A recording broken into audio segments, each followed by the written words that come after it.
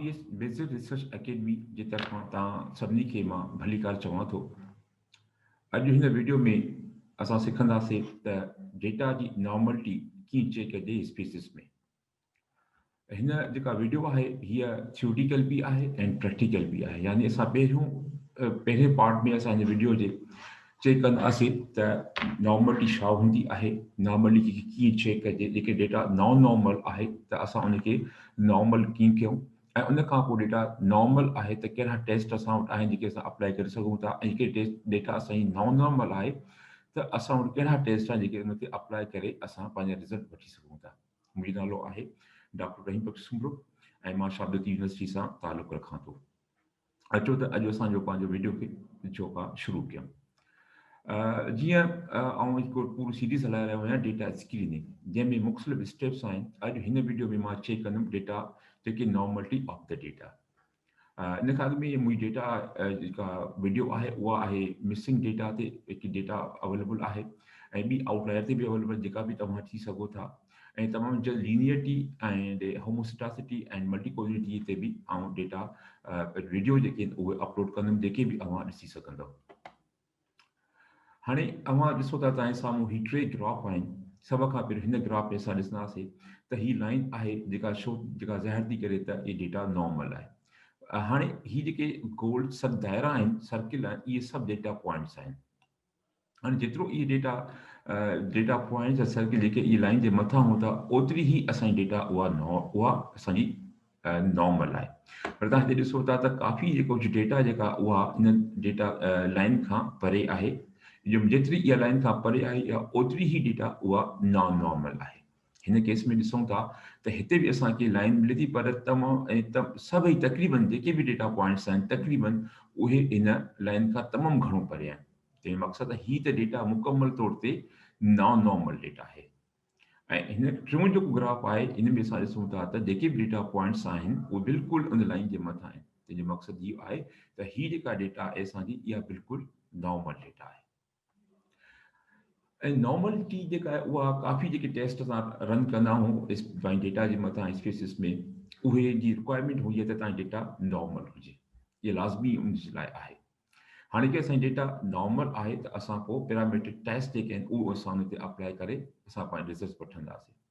हाणे parametric taste छा हूंदियूं आहिनि, उहे इहे हूंदियूं आहिनि त उहे कुझु अज़म्पशन्स खे जेके उहे फॉलो कंदियूं आहिनि।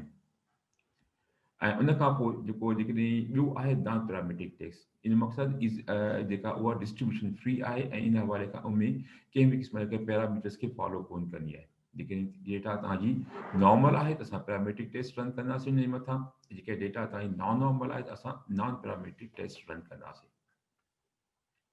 हिन टेबल में कुझु टेस्ट ॾिनल आहिनि जेके पैरामीट्रिक टेस्ट आहिनि। जेके डेटा तव्हांजी नॉर्मल आहे त हिन टेस्ट मां का बि टेस्ट पंहिंजी ज़रूरत मुताबिक़ तव्हां लागू करे सघो था पंहिंजे डेटा जे मथां। ऐं जेकॾहिं नॉन पैरामीट्रिक डेटा आहे जेके तव्हांजी डेटा नॉन नॉर्मल डेटा आहे त पोइ ही कुझु टेस्टूं आहिनि जेके तव्हां पंहिंजे डेटा जे मथां लागू करे पंहिंजा रिज़ल्ट्स वठी सघो था। डेटा जी नॉर्मलिटी खे कीअं चेक कजे, इन लाइ कहिड़ा टूल्स या मेथड्स आहिनि असां वटि, उहे टे आहिनि। ग्राफिकली बि तव्हां जेको आहे सो ॾिसी सघो था त तव्हांजी डेटा नॉर्मल आहे या नॉन नॉर्मल आहे, ऐं न्यूमेरिकली बि ऐं माना टेबुलर फॉर्म में बि तव्हां ॾिसी सघो था। ऐं ॿियो आहे सिग्निफिकेंट टेस्ट, असां वटि हिकु टेस्ट आहे जंहिं ज़रिए सां बि तव्हां उन जी नॉर्मलिटी खे चेक करे सघो था। इन खां अलावा स्क्यूनेस ऐं कर्टोसिस बि असां वटि जेको आहे तरीक़ा आहिनि जंहिंसां तव्हां उन चेक करे सघो था। पहिरियों दोस्त हीअ असां वटि टे मुख़्तलिफ़ शिकिलियूं आहिनि तव्हांजे डेटा जूं। जेकी डेटा जी शिकिल जेका आहे उहा कर्व जेको आहे तव्हांजी बिल्कुलु इन बेल शेप वांगुरु अची थो वञे। इन मक़सदु डेटा तव्हांजी बिल्कुलु नॉर्मल आहे। ऐं जिते मीन, मीडियन ऐं मोड इहे टे जेके मेजर्स आहिनि, जेकॾहिं इहे तव्हां बिल्कुलु इन लाइन जे मथां आहिनि त इन मक़सदु इहो आहे त डेटा तव्हांजी नॉर्मल आहे बिल्कुलु, जेकॾहिं हीअ बेल शेप आहे। पर अहिड़ी क़िस्म जी जेका सूरत हाल आहे उहो तमामु जेको आहे न घटि बीहंदी आहे। अक्सर त थोरी जेको आहे उन में डेविएशन या स्क्यूनेस हमेशह रहंदी आहे। पर तमामु घटि रेयर केसिस में अहिड़ी क़िस्म जी तव्हांखे सूरत हाल मिलंदी आहे। न तक़रीबन तव्हांखे थोरी घणी उन में नॉर्मलिटी, थोरी घणी उन में स्क्यूनेस हूंदी आहे, उहा तमामु घणी न हुजे।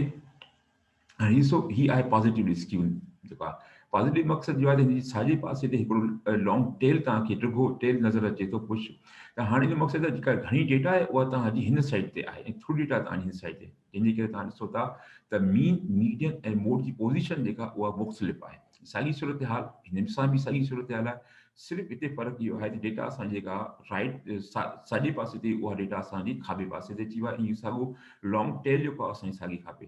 हाणे जेके तव्हां डेटा जो शेप हिन तरफ़ आहे या हिन तरफ़ आहे त ॿिन्ही सूरतुनि में तव्हांजी जेका उहा डेटा उहा स्क्यूड आहे, लेफ्ट आहे या राइट आहे, पर इहा डेटा नॉन नॉर्मल डेटा आहे।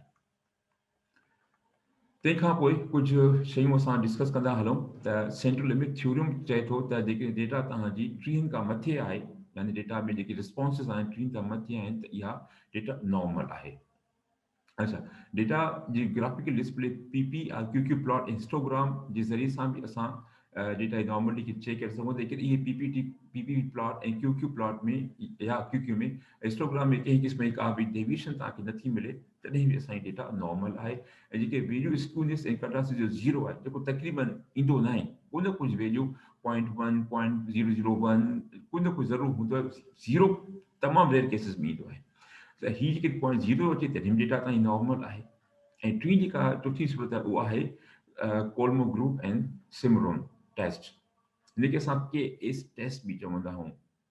जो नालो तमामु वॾो आहे, इन करे असां अक्सर दोस्त हिनखे जेके रिसर्चर जेके आहिनि उहे हिनखे केएस टेस्ट बि चवंदा। हाणे टेस्ट जो कमु छा आहे, हीअ चेक कंदी आहे डेटा जी नॉर्मलिटी, की डेटा तव्हांजी नॉर्मल आहे या न आहे। हाणे हिन में आमूमी तौर ते छा थींदो आहे त जॾहिं असांजी डेटा जी जेका पी वैल्यू सिग्निफिकेंट ईंदी आहे त असां चवंदा आहियूं त माना हाइपोथेसिस जेको एच नॉट असां हिनखे एक्सेप्ट कंदा आहियूं। ऐं जेकॾहिं असांजी पी वैल्यू 0.05 खां मथे अची थी वञे त पोइ असां तक़रीबन छा कंदा आहियूं त असां एच नॉट खे जेको आहे रिजेक्ट करे H1 खे असां एक्सेप्ट कंदा आहियूं, हाइपोथेसिस खे। पर हिन में सूरत हाल बिल्कुलु मुख़्तलिफ़ आहे। हिन में जेकॾहिं असांजी डेट सिग्निफिकेंट अचे थी, इन मक़सदु आहे डेटा तव्हांजी नॉन नॉर्मल आहे। ऐं जेकॾहिं नॉन सिग्निफिकेंट अची थिए त डेटा तव्हांजी नॉर्मल आहे। नॉन सिग्निफिकेंट जो मक़सदु इहो आहे जेकॾहिं पी वैल्यू 0.05 खां घटि आहे, यानी 0.04 0.03 0.0 इहो आहे, त इन मक़सदु आहे त डेटा तव्हांजी जेका उहा नॉन नॉर्मल आहे। ऐं त पोइ तव्हां पहिरां नॉन पैरामीट्रिक टेस्ट जेके आहिनि उन तरफ़ तव्हां बीहो। पर लेकिन उन जो वैल्यू 0.05 खां मथे आहे, मिसाल 0.06 0.07 आहे, इन जो मक़सदु आहे त तव्हांजी जेका डेटा टेस्ट आहे उहो नॉन सिग्निफिकेंट आहे। त हिन सूरत हाल में डेटा तव्हांजी नॉर्मल आहे ऐं तव्हां पैरामीट्रिक टेस्ट जेके आहिनि उन तरफ़ बीहंदा। तंहिंखां पोइ हिकिड़ी वार्निंग बि मां तव्हांखे ॾींदो, हिकिड़ो अहम इशू जेको अचे थो उहो ई थो अचे त छा थींदो आहे, तक़रीबन लार्ज सैंपल जेके उन में तव्हां जेका डेटा उहो नॉर्मल हूंदी आहे तक़रीबन। हाणे लार्ज सैंपल बि जेको आहे उहो डिपेंडेबल आहे। त कुझु दोस्त हर जेको आहे रिसर्चर वटि जेको आहे सो नॉर्म सैंपल जेको लार्ज सैंपल उन जी पंहिंजी जेके आहिनि से रिक्वायरमेंट्स आहिनि। जेका मां सम्झंदो आहियां लार्ज सैंपल छा आहे, उहो इहो आहे जेकॾहिं कंहिं बि डेटा सेट में 200 खां मथे रिस्पॉन्सिस आहिनि त उहो जेको सैंपल आहे उहो लार्ज सैंपल आहे। हाणे अहिड़े क़िस्म जे सैंपल में तक़रीबन ईअं थींदो आहे त डेटा नॉर्मली असांखे मिलंदी आहे, या डिस्ट्रीब्यूशन जेका डेटा जी उहो नॉर्मल हूंदी आहे। पर तंहिं हूंदे बि आउं तव्हांखे पर्सनली सजेस्ट कंदुमि त तव्हां ज़रूरु जेको आहे हिस्टोग्राम पीपी या क्यूक्यू प्लॉट या टेस्ट आहे या स्क्यूनेस इहे ज़रूरु अप्लाई कयो, ऐं वरी बि तव्हां तहक़ीक़ कयो, पक कयो त डेटा तव्हांजी नॉर्मल आहे या न आहे। तंहिंखां पोइ हाणे की डेटा तव्हांजी नॉन नॉर्मल आहे त पोइ छा कजे आख़िर? पोइ असां वटि 3 ऑप्शन आहिनि। पहिरियों ऑप्शन आहे त तव्हां डिपेंडेंट वेरिएबल खे ट्रांसफॉर्म कयो, सिर्फ़ु डिपेंडेंट वेरिएबल। तव्हांजे डेटा में इंडिपेंडेंट वेरिएबल खोड़ सारा हूंदा, डिपेंडेंट वेरिएबल बि हूंदो, त तव्हां डेटा डिपेंडेंट वेरिएबल खे ट्रांसफॉर्म कयो। हाणे ट्रांसफॉर्म जा कहिड़ा तरीक़ा आहिनि इहे बि मां तव्हांखे सम्झायां थो थोरो नेक्स्ट स्लाइड में। या तव्हां ॿियो जेको मसइलो हल आहे उहो आहे नॉन पैरामीट्रिक टेस्ट, जेका पूरी सीरीज़ हिकिड़ो टेबल मूं तव्हांखे ॾेखारे नॉन पैरामीट्रिक, उन मां का टेस्ट तव्हां अप्लाई कयो। या जेकॾहिं ज़रूरत इहा आहे त पैरामीट्रिक टेस्ट ई लॻाइणी आहे त पोइ तव्हां उहा पैरामीट्रिक टेस्ट लॻाए सघो था नॉन नॉर्मल डेटा ते, पर उनखे तव्हांखे जस्टिफाई करणो पवंदो या को साइटेशन तव्हांखे ॾियणो पवंदो त जीअं मुख़्तलिफ़ माण्हुनि जेके रिसर्चर तहक़ीक़ कंदा उन लगायो आहे त पोइ तव्हां बि लॻाए सघो था। पर जेकॾहिं तव्हां नॉन पैरामीट्रिक टेस्ट तव्हां लॻायो था नॉन नॉर्मल डेटा ते त पोइ बि तव्हांखे उनजो रीज़न ॾियणो पवंदो। ऐं तंहिंखां पोइ हीअ आहे त तव्हां डेटा खे ट्रांसफॉर्म कीअं कयो डिपेंडेंट वेरिएबल खे। उन लाइ पहिरियों तरीक़ो आहे तव्हां रिड्यूस पॉजिटिव स्क्यूनेस खे रिड्यूस करण लाइ तव्हां उनजी लॉग वठो। हाणे लॉग वठण बि ॾाढो आसान तरीक़ो आहे SPSS में। उन खां पोइ या तव्हां स्क्वायर रूट वठो डेटा जो जेको हाणे लॉग वठो या स्क्वायर, इहो असां सिर्फ़ु डिपेंडेंट वेरिएबल जो वठंदासीं।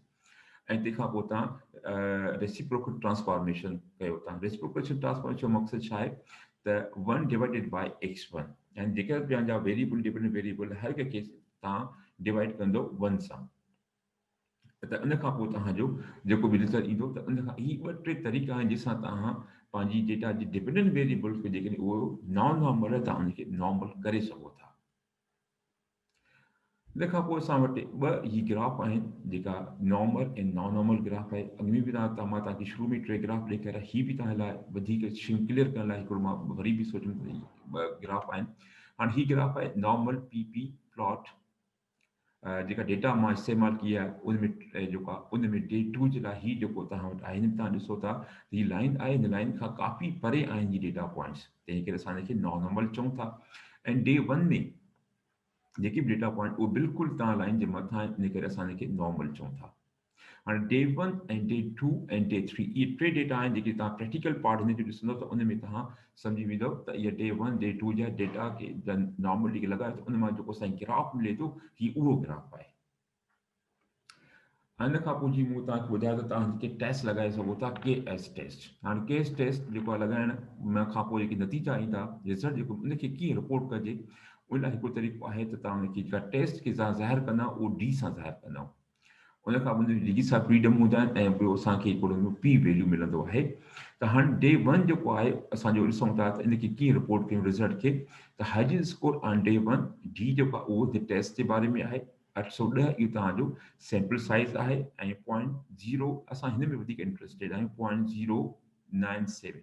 हाणे हीउ जेको वैल्यू आहे इहो जेको आहे 0.005 खां मथे आहे, इन करे असां चवंदासीं जेका टेस्ट आहे उहो नॉन सिग्निफिकेंट आहे। नॉन सिग्निफिकेंट हुजण जे करे असां चवंदासीं त डेटा जेका उहा नॉर्मल डेटा आहे, पंहिंजी का नॉर्मलिटी खां जेका उहा परे न आहे, डेटा नॉर्मल आहे। डे 2 ऐं डे 3 में असां ॾिसंदासीं जेके असां वटि रिज़ल्ट्स आहिनि उहो पी वैल्यू उहो 0.001 ऐं पी वैल्यू 0.001। डे 2 ऐं डे 3 जा जेके पी वैल्यू इतफ़ाक़न उहे साॻई आहिनि, पर इहे ॿई जेके आहिनि उहे 0.05 खां घटि आहिनि। त इन जो मक़सदु इहो आहे त हीअ डेटा जेका रिज़ल्ट टेस्ट आहे या सिग्निफिकेंट टेस्ट आहे, इन जो मक़सदु इहो आहे त इहा डेटा ॿिन्ही ॾींहं जी डे 2 ऐं डे 3 जी ॿिन्ही ॾींहं जी डेटा आहे उहा नॉन सिग्निफिकेंट आहे। हाणे नॉन सिग्निफिकेंट मक़सदु हाणे जेकॾहिं आहे त इन जो मक़सदु इहो आहे त डेटा उहा असांजी उहा नॉन नॉर्मल आहे। त ही का टेस्ट हुई ॾाढी रोबस्ट टेस्ट आहे ऐं काफ़ी जेको आहे सो टेस्ट जेको आहे रिसर्च पेपर में या तक़रीबन माण्हू यूज़ कंदा आहिनि। ग्राफ सां गॾु तव्हां ही बि टेस्ट यूज़ करे सघो था पंहिंजी डेटा जी नॉर्मलिटी खे चेक करण जे लाइ। ऐं तंहिंखां पोइ चेक कीअं कजे नॉर्मलिटी, उहो SPSS में तव्हां इन टेस्ट रन कयो। हाणे जेको आहे सो हिन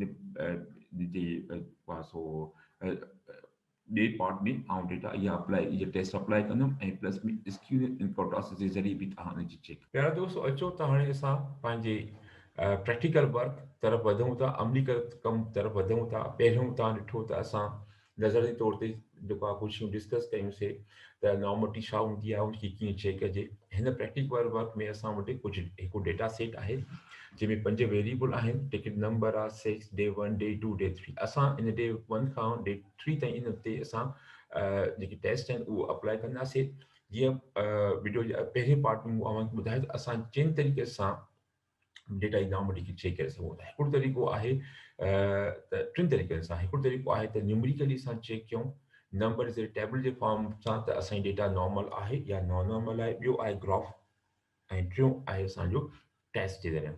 त हाणे सभ खां पहिरियों कुझु रूल ऑफ थंब आहिनि जेके तव्हांजे साम्हूं हिते नज़र ईंदा हूंदा। इहे तव्हांखे इन हवाले खां मां स्क्यूनेस जेके आहिनि उहो साम्हूं मां ॿुधाईंदो हलां त उहो कहिड़ा कहिड़ा। पहिरियों हिकिड़ो रूल ऑफ थंब आहे, तव्हां ॾिसी सघो था the skewness is between जेकॾहिं उहा विच -0.5 ऐं +0.5 जे विच में आहे त डेटा तव्हांजी सिमेट्रिकल आहे। सिमेट्रिकल मीन्स त नॉर्मल आहे। ऐं जेकॾहिं उहो वैल्यू साॻियो ई -1 ऐं -0.5 जे विच में आहे या +0.5 या +1 जे विच में आहे तॾहिं डेटा तव्हांजी नॉर्मल आहे। पर इहो वैल्यू -1 खां घटि ऐं +1 खां वधीक आहे त इहा डेटा तव्हांजी नॉन नॉर्मल आहे। इहे रूल ऑफ थंब तव्हां ज़रूरु यादि रखो। ऐं उन खां पोइ अचो त अमली कम तरफ वधूं था त असां डेटा नॉर्मलिटी खे चेक कयूं त सभ खां पहिरियों अव्हांखे मां ॿुधायो त असां चेक कंदासीं न्यूमेरिकली एंड ग्राफिकली त डेटा असांजो नॉर्मल आहे या न आहे। इन हवाले खां सभ खां पहिरियों असां एनालाइज़ में वेंदासीं डिस्क्रिप्टिव स्टैटिस्टिक ऐं फ्रीक्वेंसीज़ में। फ्रीक्वेंसी में आयासीं असां डे 1 खे असां वेरिएबल लिस्ट में खणी वेंदासीं ऐं इन खां मेन्यूज़ में असां वेंदासीं। सभ खां पहिरियों जेके शयूं असांखे खपनि असां हुनखे टिक कंदा वेंदासीं। ही शयूं असांखे खपनि, स्टैंडर्ड डेविएशन बि खपे ऐं स्क्यूनेस जी वैल्यू बि ज़रूरु खपे असांखे ऐं कंटिन्यू। तंहिंखां पोइ चार्ट लाज़मी आहे। हिन चार्ट में असां हिस्टोग्राम ऐं ॿियो नॉर्मल कर्व इंतिहाई लाज़मी आहे। इहो ज़ाहिर कंदो तव्हांजी डेटा जी जीअं हिकिड़ो बेल शेप कर्व अची वेंदो आहे, उहो ज़ाहिर उहो बेल शेप कर्व उन मथां अची वेंदो। जेकर तव्हां हीउ नॉर्मल कर्व न ॾींदव त हिस्टोग्राम त अची वेंदो, पर उन मथां हिकिड़ो बेल शेप कर्व जेको आहे उहो न ईंदो, जंहिंखां पोइ ॾाढो ॾुखियो थी वेंदो समटाइम त डेटा नॉर्मल आहे या न आहे। इन हवाले खां इहो लाज़मी आहे त तव्हां हिनखे चेक कयो ऐं इन खां पोइ हीउ आख़िर में हीउ जेको फ्रीक्वेंसी हिनखे तव्हां अनचेक कंदव त बहितर आहे। जे तव्हां चेक कंदव त बि ठीकु आहे, पर छा थींदो त गैर ज़रूरी जेके टेबल तव्हांखे अची वेंदी जेके तव्हां लाइ काफ़ी मसइलो पैदा करे सघंदियूं शयुनि खे सम्झण जे लाइ। इनखे अनचेक कयो ऐं हिनखे ओके कंदव। अच्छा, जॾहिं तव्हां हुनखे ओके कयो त तव्हांखे अहिड़े क़िस्म जी रिज़ल्ट मिली। हिन में सभ खां पहिरियों आहे स्टैटिस्टिक, यानी ही को वेरिएबल आहे डे 1 हाइजन डे 1 इन जी स्टैटिस्टिक ॿुधाए थो त इन में मीन असांजो 1.7 आहे मीडियन। ऐं हाणे असां जेको वधीक इंट्रस्टेड आहे उहो आहे स्क्यूनेस में। स्क्यूनेस जी वैल्यू 8.8 आहे। हिन जो मक़सदु आहे त इहो वैल्यू जेको असांजे चों जेको रूल ऑफ थंब हुयो जंहिंमें इहो त -1 खां घटि ऐं 1 खां वधीक हुजे त पक सम्झो त डेटा स्क्यूड आहे या नॉन नॉर्मल डेटा आहे। इन हवाले खां असां ॾिसूं था त 8.8 यानी असांजे जेको वैल्यू आहे उहो तमामु घणो आहे। इन जो मक़सदु आहे डेटा असांजी उहा नॉन नॉर्मल डेटा आहे। यानी सभ खां पहिरियों न्यूमेरिकली असां सम्झी वियासीं डेटा इज़ नॉन नॉर्मल। ऐं ग्राफिकली ॾिसूं त असांखे हीउ जेको असां चेक करायासीं मूं चयो नॉर्मल कर्व खे चेक कयो, उहो कर्व आहे। जेकॾहिं हिस्टोग्राम ही कर्व खे चेक न कयो आहे, हीउ कर्व न अचे तव्हां लाइ शायदि ॾुखियो थी वञे शयुनि खे अंडरस्टैंड करण में। हाणे कर्व जे ज़रिए असां इज़िली अंडरस्टैंड सघूं था। हीउ तमामु वॾो लॉन्ग टेल आहे डेटा जे आख़िर में। इहो बि ज़ाहिर करे रहियो आहे हीउ लॉन्ग टेल त डेटा तव्हांजी नॉन नॉर्मल आहे। हाणे असां न्यूमेरिकली ग्राफिकली सम्झिया डेटा नॉन नॉर्मल आहे। अचो त असां हिकु टेस्ट अप्लाई कयूं जंहिंमां असांखे ख़बर पवंदी त असांजी डेटा नॉर्मल आहे या न आहे। अच्छा, हाणे डे 1 जेका डेटा आहे असां इन जे मथां इहा टेक्निक रन करणु चाहियूं था। हाणे कीअं रन कंदासीं? तमामु आसान आहे। वरी बि असां एनालाइज़ में वेंदासीं ऐं उन खां पोइ डिस्क्रिप्टिव स्टैटिस्टिक में। हाणे असां वेंदासीं 4 नंबर एक्सप्लोर में। जे तव्हां एक्सप्लोर में वियो त तव्हां हिनखे रीसेट कयो ऐं डे 1 खे तव्हां डिफरेंट लिस्ट में आणियो ऐं उन खां पोइ तव्हां ही डिस्प्ले आहे। हिन में 3 ऑप्शन्स आहिनि, बोथ यानी स्टैटिस्टिक ऐं प्लॉट ॿई अचनि। या तव्हां सिर्फ़ु स्टैटिस्टिक में इंट्रस्टेड आहे त उहा अची वेंदी, प्लॉट में इंट्रस्टेड आहे त तव्हां प्लॉट खे कयो त तव्हां स्टैटिस्टिक जेको आहे उहो इनएक्टिव थी वेंदो। पर जेके तव्हां स्टैटिक कंदव त प्लॉट तव्हां इनएक्टिव थी वेंदो। पर असां जीअं त ॿिन्ही में इंट्रस्टेड आहियूं, बोथ में त ॿई एक्टिव थी विया आहिनि। तंहिंखां पोइ असां हिनखे स्टैटिस्टिक में ईंदासीं। हिनखे तो का बि शइ न खपे असांखे, हिन डिस्क्रिप्टिव खे तव्हां हिनखे ईअं रहण ॾियो। ऐं प्लॉट में तव्हां अचो। प्लॉट में असांखे स्टीम लीफ न खपे, पर असांखे हिस्टोग्राम खपे ऐं उन खां पोइ नॉर्मलिटी। जेको असां टेस्ट रन करणु चाहियूं था KS टेस्ट, तव्हांखे शायदि यादि हुजे टेस्ट जो, उहा टेस्ट असांजी हितां रन थींदी जंहिंमें असां नॉर्मलिटी प्लॉट ऐं प्लस में असां टेस्ट जॾहिं टेस्ट कंदव त प्लॉट बि ईंदो ऐं टेस्ट जा रिज़ल्ट बि ईंदा। हिनखे कंदव कंटिन्यू ओके। अच्छा जी, हाणे तव्हां जॾहिं ओके कयो तव्हांखे अहिड़े क़िस्म रिज़ल्ट मिली। ऐं डे 1 जी ही पूरो जेको आहे जो डिस्क्रिप्टिव्स आहिनि स्टैटिस्टिक्स आहिनि जंहिंमें असां स्क्यूनेस 8.88 आहे, ज़ाहिर आहे। हाणे हिस्टोग्राम असांखे इहा ई ॻाल्हि ॿुधाए थो त तव्हांजे डेटा में जेको आहे नॉन नॉर्मल डेटा आहे जंहिंजो वैल्यू जेको आहे। अच्छा, हाणे असां इंट्रस्टेड आहियूं टेस्ट में। ही टेस्ट कहिड़ी असांजी टेस्ट में असां इंट्रस्टेड आहियूं। अच्छा, ही असांजी टेस्ट आहे। हिन टेस्ट में असांजो आहे त असांखे ॿिनि क़िस्म जो टेस्ट मिलणो, कोलमोग्रोव सिमोरन ऐं द शपीरोव टेस्ट। ॿिन्ही जो मक़सदु साॻियो या ॿई जेका डेटा जी नॉर्मलिटी खे चेक कंदियूं आहिनि। पर जीअं त ही टेस्ट जेका उहा वधीक पॉपुलर आहे, हिन खां हिनखे तक़रीबन इहा ई माण्हू रिफर कंदा आहिनि, हिनखे पाण में इन ते ई कमु करे रहिया आहियूं। त हाणे जेको असांजो वैल्यू आहे जीअं मूं तव्हांखे ॿुधायो त ही सिग्निफिकेंट हूंदी टेस्ट, त इन मक़सदु डेटा तव्हांजी नॉन नॉर्मल आहे। सिग्निफिकेंट जो मक़सदु छा आहे? जेकॾहिं ही वैल्यू 0.05 खां घटि आहे त डेटा तव्हांजी नॉन नॉर्मल आहे। पर इहो वैल्यू 0.05 खां मथे आहे त डेटा तव्हांजी नॉर्मल आहे। हिते असांजो जेका वैल्यू आहे उहो हुन खां घटि आहे त डेटा नॉन नॉर्मल आहे। हाणे असां न्यूमेरिकली भी ग्राफिकली भी ऐं टेस्ट ज़रिए भी असां मालूम कयोसीं डेटा असांजी नॉर्मल आहे।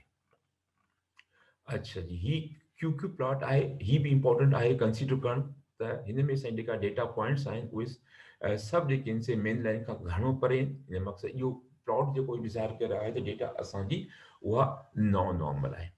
ऐं ही ॾिसो हिन में ही डेटा पॉइंट सभु हिते आहिनि, पर ही डेटा पॉइंट हिकिड़ो जेको आहे उहो बिल्कुलु साइड खां परे आहे। त लॻे थो डेटा सां को इशू आहे। कहिड़ो इशू आहे? को आउटलायर हुजे शायदि। अचो त अॻिते ॾिसूं त ख़बर पइजी वेंदी किथे को आउटलायर न। ही डेटा पॉइंट सभु डेटा पॉइंट हिते ही छो हेॾे आहे, इन जो को सबबु हूंदो। ऐं साॻियो डेटा पॉइंट तव्हांखे हिन में बि हिते नज़र अची रहियो आहे। त हिते जेको आहे असांजो बॉक्स प्लॉट में जॾहिं आयासीं त असांखे ख़बर पई त बॉक्स प्लॉट जी साइज़ बिल्कुलु नंढी आहे। ऐं हिते जेको स्टैटिक आहे, स्टैटिक जॾहिं बि बॉक्स प्लॉट में तव्हांखे नज़र अचे पक सम्झो तव्हांजे डेटा में को आउटलायर आहे। आउटलायर केतिरा 611 में हिते सर्किल भी तव्हांजो आउटलायर हूंदो आहे, पर सस्पेक्टेड हूंदो आहे, असांखे पक न हूंदी आहे। हिते असांखे पक आहे त हिते में आउटलायर आहे। हाणे आउटलायर कीअं ॻोल्हिजे? तमामु आसान आहे। असां त पंहिंजे डेटा तरफ़ हलूं था। असां पंहिंजे डेटा में अची वियासीं ऐं हिन डेटा में असां जेको आहे आउटलायर खे कीअं ॻोल्हियूं? तमामु आहे। हिकु त इहो तव्हां 1 बाय 1 ॾिसो, जी 810 केस आहिनि, तमामु मुश्किल थी वेंदो हिनखे सभिनी खे ॻोल्हण लाइ। त बहितर तरीक़ो इहो आहे, शॉर्टकट असां अप्लाई कयूं, एडिट में वञो, गो टू केस में, ऐं हिते तव्हां असांजो जेको इशू हुयो उहो हुयो 611 में। गो तव्हां हुते पुॼी 611 में डे नंबर 1। ओ सॉरी, वापसि वञिणो पवंदो असांखे। डे 1 में 1 खां न, पर असांखे 611 में अचिणो आहे। 611 में आयासीं, गो अची वियासीं। हिते असांजो इशू आहे 20। हाणे तव्हां ॾिसो था डेटा तव्हांजी तक़रीबन 1 खां 3 ताईं आहे। ई 20 जेको तव्हां डॉट ॾिठो हुन में, इहो 20 इहो ई डॉट आहे। त ही आउटलायर आहे। हाणे हिन आउटलायर खे ख़तमु करण जे लाइ तव्हां छा कयो, हुनजी ज़ीरो खे ख़तमु करे छॾींदव त डेटा तव्हांजी हाणे आउटलायर ख़तमु थी वियो। हाणे जेके बि असांजी वैल्यूज़ आहिनि उहे विदिन रेंज अची विया। वरी ॿीहर असां साॻी टेस्ट अप्लाई करणु चाहियूं था त छा कयूं? त एनालाइज़ में वञूं, डिस्क्रिप्टिव में, पर एक्सप्लोर में। पर ठीक असां हिकिड़ो ॿियो टेक्निक अप्लाई कयूं, जेके हिन तरीक़े सां बि असांखे वरी मेन्यूज़ ॾियणा पवंदा। पर जेके असां हिन में वञूं यूज़ रिसेंटली डायलॉग बॉक्स में, त असांखे एक्सप्लोर साॻी टेक्निक पई आहे। हिनखे तव्हां जब टे कंदो ऐं हिनखे कंहिं क़िस्म जो को बि असांखे चेक न, सभु शयूं चेक थियल आहिनि। पर जेके तव्हां हुन तरफ़ वञो, एनालाइज़ में वञो, त इहे सभु शयूं वरी तव्हांखे ॿीहर चेक करणी पवंदा। हीअ जेको वैल्यू आहे, हीअ वेरिएबल आहे, हितां खां हेॾो वरी तव्हांखे ॿीहर करणो। इन सॼी इफर्ट खां कोशिशि खां बचण जे लाइ तव्हां हिन में वेंदव ऐं जस्ट पोइ तव्हां प्रेस ओके कंदो, तव्हांखे रिज़ल्ट मिली वेंदो। पंहिंजा रिज़ल्ट्स मिली विया आहिनि। हिन में असां केस प्रोसेस ओके। हाणे असां इंट्रस्टेड आहियूं वधीक त असांजी स्क्यूनेसी लेवल केतिरी आहे उहो हिनखे ॾिसूं। स्क्यूनेसी लेवल जेका उहा -0.4004, यानी इहा आउटलायर ख़तमु करण खां पोइ हाणे असांखे डेटा असांजी नॉर्मल थी वई। जेको असांजो रूल नंबर 2 हुयो, रूल ऑफ थंब, उन में जेके आहे उन में इहो आहे त डेटा -1 ऐं 0.05 में जे विच में आहे डेटा नॉर्मल आहे। असांजी बिल्कुलु नई वैल्यू हुनजे विच में आहे। इन मक़सदु असांजी डेटा उहा नॉर्मल आहे। हिन में ॾिसो, पहिरियों असांजी डेटा उहा 8.8 हुई। हाणे असांजी जेका डेटा आहे जॾहिं आउटलायर ख़तमु कयोसीं त उहा साॻी डेटा -0.004। हाणे डेटा असांजी नॉर्मल, यानी असां न्यूमेरिकली ख़बर पइजी वई त हाणे डेटा असांजी नॉर्मल थी वई। टेस्ट जेका असां ॿई ॾिसूं था त असांजी टेस्ट जेको असांजो वैल्यू 0.05 खां मथे चढ़ी वियो। हाणे टेस्ट नॉन सिग्निफिकेंट थी वई। इन मक़सदु डेटा असांजी नॉर्मल थी वई, यानी टेस्ट बि असांखे ॿुधाए डेटा असांजी नॉर्मल आहे। ग्राफ में असां ॾिसूं था केॾो सुठी तरीक़े सां ग्राफ अची वियो आहे इवनली, यानी ॿिन्ही साइडनि ते असांजी ग्राफ सही तरीक़े सां अची वियो आहे। मिसाल के असां हिन में असांजो मीन घणो आहे 1.77। ही असांजो मीन 1.77 आहे। ऐं बाक़ी असां हिस्टोग्राम ते अचूं था ऐं जेके असांखे लाइन ड्रा कयूं त असांजो 1.77 तक मिसाल हिते अची लाहे करे थो त हीअ असांजी जेका उहा मीन लाइन आहे। हाणे तव्हां ॾिसो था त इन मीन लाइन जे ॿिन्ही साइडनि में, हिन साइड ते बि हिन पर तक़रीबन डेटा उहा नॉर्मल डिस्ट्रीब्यूटेड थियल आहे। यानी हिकिड़ो नॉट द परफेक्ट बट हिकिड़ो बेल शेप डेटा आहे, जंहिंमें ॿिन्ही पासे असांजी डेटा, मीन जे ॿिन्ही पासे डेटा असांजी आहे। अच्छा, इन खां पोइ असां पंहिंजे क्यूक्यू प्लॉट में अचूं। तव्हां ॾिसो था क्यूक्यू प्लॉट में वंडरफुल आहे। जेके बि असां डेटा पॉइंट्स आहिनि सभु असांजे लाइन जे मथां आहिनि ऐं तमामु ज़ाहिर कयो त हीअ डेटा बिल्कुलु नॉर्मल आहे। पर जेके असां साॻी पुराणी डेटा क्यूक्यू प्लॉट में वेंदासीं त असांखे ही शेप मिली रहियो हुयो, जंहिंमें असांजी डेटा पॉइंट तमामु, ऐं हीअ डेटा पॉइंट जेका हिते आउटलायर रिमूव कयोसीं, हीअ आउटलायर हुयो, इन करे डेटा असांजो जो बिहेवियर बिल्कुलु मुख़्तलिफ़ हुयो, तमामु घणो लाइन खां परे। पर हिन में असां क्यूक्यू प्लॉट में इहो रिमूव कयोसीं त हाणे असांजी डेटा नॉर्मल जो बिहेवियर बिल्कुलु मुख़्तलिफ़ ऐं हीअ डेटा बिल्कुलु लाइन जे मथां आहे ऐं असांजी डेटा नॉर्मल आहे। अच्छा, हिकिड़ी वॾी ॻाल्हि जेका असां नॉर्मली चेक कंदा आहियूं उहा असां सिर्फ़ु डिपेंडेंट वेरिएबल चेक कंदा आहियूं, बसि इंडिपेंडेंट वेरिएबल जी चेक आहियूं कंदा। ऐं तंहिंखां पोइ असां बॉक्स प्लॉट ते अचूं था, जेको अॻु में असांखे हिन में इशू हुयो। हाणे ही बॉक्स प्लॉट तव्हां हिते बि ॾिसो था, ही रिमूव आउटलायर हो ऐं हिनजी साइज़ केॾी नंढी थी वई हुई। हा, हाणे ही इशू असां हिन सां हल कयोसीं त बॉक्स प्लॉट बिल्कुलु पंहिंजे एक्चुअल शेप में अची वियो आउटलायर रिमूव करण खां पोइ। हिते बि पोइ असांजी सर्किल में, बट इहो असां उहो आहे, असांजो शक आहे, असांखे पक कोन्हे आउटलायर जी, इन करे इन को मसइलो कोन्हे, पर जेकॾहिं स्टैटिक अची वञे त पोइ मसइलो आहे। हाणे त सभिनी तरीक़े सां असांखे ख़बर पइजी वई त असांजी जेका डे 1 आहे, जेका अॻु में आउटलायर उहो रिमूव कयोसीं, हाणे असांजी जेका नॉन नॉर्मल डेटा हुई उहा नॉर्मल थी वई। हाणे अचो त डे 2 सां साॻियो ई अमल कयूं, ॾिसूं त ख़बर पए त वाकई इहा डेटा नॉर्मल आहे या न आहे। अचो त हाणे डे नंबर 2 ते कमु कयूं ऐं ॾिसूं त डे नंबर 2 जी जेका डेटा उहा नॉर्मल आहे या नॉन नॉर्मल आहे। जीअं मूं अॻु में डिस्कस कयो त तव्हां इहा थ्रू फ्रीक्वेंसी जे बि ज़रिए तव्हां चेक करे सघो था, पर जीअं अॻिले ॾींहुं असां करे चुका आहियूं, टाइम जी बचत जे करे असां डायरेक्ट जेको आहे फ्रीक्वेंसी बाईपास करे असां एक्सपोर्ट ते वञूं था। त ॾिसूं त जेका टेक्निक असां केस टेस्ट आहे, उन जे ज़रिए असां ॾिसूं त डेटा जेको आहे उहो डे 2 जी उहा नॉर्मल आहे या नॉन नॉर्मल आहे। इन हवाले खां सभ खां पहिरियों डे 2 ॻोल्हियो, हीअ असां डे 2 आहे जेकी तव्हां डिपेंडेंट लिस्ट में अॻिते मोकिलियो। ऐं तंहिंखां पोइ असां ॾिसां थी त असांखे ॿ मिलनि थियूं, बोथ ऐं स्टेटिस्टिक एंड प्लॉट। हाणे जा तव्हां स्टेटिस्टिक खपे त तव्हां हिनखे क्लिक कंदव त तव्हां थींदो प्लॉट वारो जेको आहे उहो इनएक्टिव थी वियो। जेकॾहिं तव्हांखे प्लॉट खपे, स्टेटिक न खपे, त पोइ स्टेटिक वारो इनएक्टिव थी वियो, प्लॉट वारो एक्टिव थी वियो। भई कि तव्हांखे ॿई खपनि त बोथ कंदो त ॿई एक्टिव थी वेंदा। ऐं तंहिंखां पोइ असां स्टेटिस्टिक में हलूं, असांखे का शइ मां कोन घुरिजे, जेका बि ज़रूरी आहे, ज़रूरत वारी शइ आहे उहा ऑलरेडी जेका उहा सिलेक्ट थियल आहे। तंहिंखां पोइ असां पंहिंजे प्लॉट में हलंदासीं, जंहिंमें असांखे डिस्क्रिप्टिव में स्ट्रिंग ऐं लीफ न खपे, पर हिस्टोग्राम खपे। ऐं ॿियो हीउ जेको अहम आहे, हीउ जेको नॉर्मलिटी प्लॉट विद टेस्ट, हीउ जेको आहे इहो असांजी जेको आहे केस टेस्ट जेका नॉर्मलिटी टेस्ट उहा उनखे प्रोड्यूस कंदो। तंहिं करे उहो टेस्ट ऐं उनजी ग्राफ टेस्ट रिज़ल्ट ऐं ग्राफ हासिलु करण जे लाइ प्लॉट या ग्राफ हासिलु करण असां हुनखे चेक कंदासीं, त उन खां पोइ असांजो जेको आहे टेबल बि ऐं उनजो प्लॉट बि असांखे मिलंदो। एक्चुअली कंटिन्यू कयूं ऐं कंटिन्यू करण खां पोइ ओके कंदासीं। त हाणे जॾहिं असां ओके करण खां पोइ असांखे हीअ जेको आहे डे 2 जी जेका समरी मिली, जंहिंमें केस प्रोसेसिंग जी 264 आहिनि। ऐं पहिरियों तव्हां ॾिसो जेको डे 1 में हू 810 काफ़ी डेटा मिसिंग आहे, ऐं तक़रीबन 500 डेटा हिन में मिसिंग आहे, टोटल 810 मां।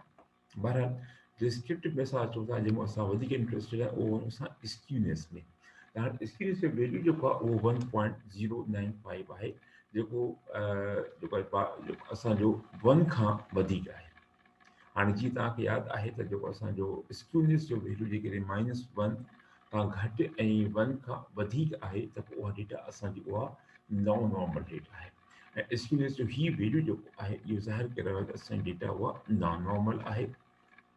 तंहिंखां पोइ असां अचूं था टेस्ट ऑफ नॉर्मलिटी, यानी केस टेस्ट। इन ते ॾिसो था जेको सिग्निफिकेंट आहे उहो 0.0 खां 0.5 खां घटि आहे। हिन मक़सदु इहो आहे त हीअ टेस्ट उहा सिग्निफिकेंट आहे। जॾहिं हीअ टेस्ट सिग्निफिकेंट हूंदी त तव्हांजी डेटा नॉन नॉर्मल आहे, कि टेस्ट नॉन सिग्निफिकेंट आहे त पोइ डेटा नॉर्मल आहे। जे डे 1 में तव्हां ॾिसो त असांजो जेको हिन जो वैल्यू हुयो उहो 0.07 हुयो, जेको 0.05 खां वधीक हुयो, तंहिंजे करे असां टेस्ट नॉन सिग्निफिकेंट हुई, पर असांजा रिज़ल्ट जेके आहिनि, जेको असांजो डेटा आहे उहा नॉर्मल थी वई। त हाणे हीअ जेकी हिन में असां जेको नतीजो इहो आहे त जेका असांजी नॉन नॉर्मल आहे। ऐं हिन वटि ग्राफ ॾिसंदासीं असांजो, त उहो ग्राफ असांखे उहो ई शो करे रहियो आहे त हीअ बिल्कुलु जेको आहे ग्राफ आहे, जंहिंमें राइट साइड ते हिकु लॉन्ग टेल आहे, जेको आहे असांखे ज़ाहिर करे थो त हीअ डेटा स्क्यूड आहे, यानी राइटली स्क्यूड, यानी जेको वॾो डेटा जो हिसो आहे उहो राइट साइड ते आहे। त उन खां पोइ तव्हां ॾिसूं था त डे 2 जे लाइ जेको असां नॉर्मल प्रॉपर्टी क्यू प्लॉट आहे, उहो बि जेको आहे डेटा जेके असांजा हीअ डेटा पॉइंट्स आहिनि, इहे डेटा तव्हांजी मेन लाइन खां तमामु घणो परे आहिनि, जंहिंजे करे बि ॿियो इहो जेको आहे उहो ॼाण आहे त डेटा असांजी जेको आहे उहा नॉन नॉर्मल आहे। ऐं तंहिंखां पोइ असां ॾिसंदासीं पंहिंजे बॉक्स प्लॉट ते बॉक्स प्लॉट में कुझु असांखे ही पंहिंजो आउटलायर मिलनि था, पर ही सस्पेक्टेड आउटलायर आहिनि, छो जो सर्किल मिले थो। वरी जेके स्टैटिक हुजे हा उहो लाज़मी तौर ते इहे असांजा श्योर आउटलायर हुजंदा। ऐं जीअं अॻे में डे 1 में और डेटा में असांजे आउटलायर हुओ जेको वञी करे डेटा मां रिमूव करे वरी ॿिए डेटा खे उहो रन कयोसीं, त असां आउटलायर रिमूव करण खां पोइ असांखे जो ग्राफ मिलियो उहो बिल्कुलु पंहिंजे असुल शेप में हुयो। ऐं जीअं त हीअ सस्पेक्टेड आहे इन करे असां हिनखे ईअं छॾे ॾींदासीं। ऐं तंहिंखां पोइ हीअ त सॼो असांजो प्रोसेस थी वियो त डे 2 जेका डेटा असांजे साम्हूं आई त उहा ख़बर पइजी त डेटा उहा नॉन नॉर्मल डेटा आहे।